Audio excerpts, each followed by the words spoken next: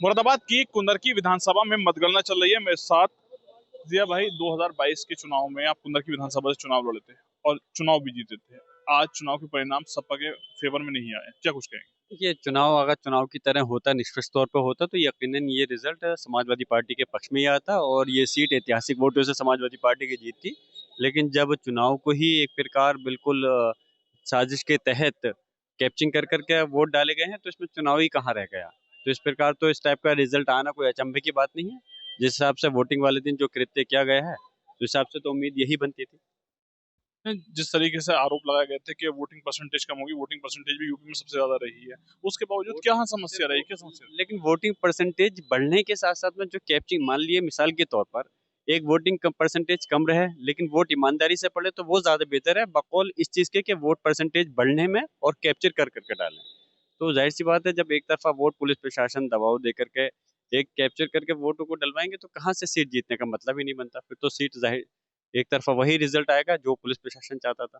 और यही चुनाव अगर निष्पक्ष तौर पर होता, तो समाजवादी पार्टी को ये, आपने खुद भी देखा होगा चुनाव वाले दिन किस प्रकार से धांधलीबाजी की गई है, शायद ऐसा इतिहास में पहले कभी नहीं हुआ होगा।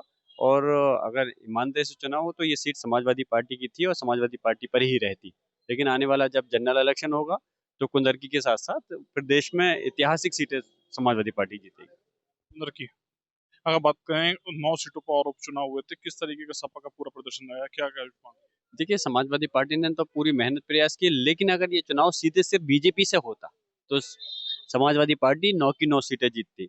लेकिन ये चुनाव बीजेपी से नहीं होगा कि सीधा सीधा चुनाव पुलिस प्रशासन से चुनाव हुआ है, और पुलिस प्रशासन से चुनाव लड़कर के पब्लिक कहाँ जीत सकती है। तो इस वजह से इस चुनाव का रिजल्ट, परिणाम दूसरे आए हैं। खैर, अब इन्होंने जो किया है, आज तक शायद इतिहास में पहले इस प्रकार के जनरल इलेक्शन हो या बाई इलेक्शन हो, चुनाव हो, कभी इस प्रकार की स्थिति उत्पन्न नहीं हुई है। लेकिन आने वाले समय के अंदर इन्होंने ये बहुत गलत एक मैसेज दिया है और एक इतिहास इस टाइप का बनाया है, जो कि प्रदेश और देश ने देखा कि किस प्रकार चुनाव के अंदर धांधलीबाजी हुई है।